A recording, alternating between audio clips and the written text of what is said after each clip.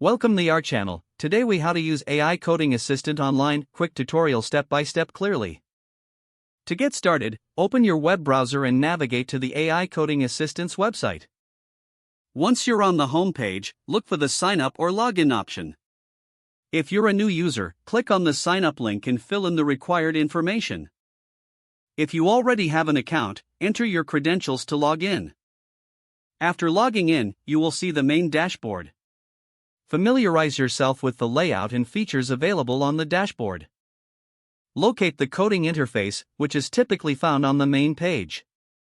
In the coding interface, you should see a text box where you can input your code. Begin by typing a simple coding question or problem into the text box.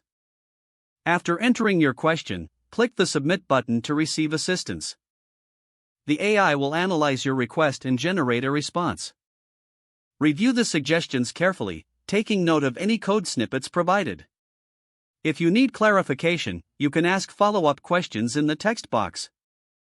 To test the generated code, copy it from the assistant and paste it into your code editor. Run the code in your local environment to see if it functions as expected.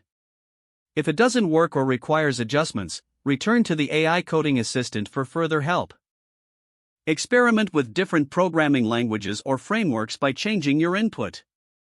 Explore additional features like tutorials or code documentation offered by the platform. Make use of community forums if available for collaborative learning. Save useful responses for future reference if your platform allows it. This approach will enhance your coding skills and improve problem-solving efficiency with AI assistance. If the page does not load, refresh the browser or try again in a private or incognito window. Make sure you are using the correct email address, then retype it carefully to avoid small typos. If your password is not accepted, use the reset option and create a new strong password you can remember. Check your spam folder for verification or security emails, then complete any requested confirmation steps.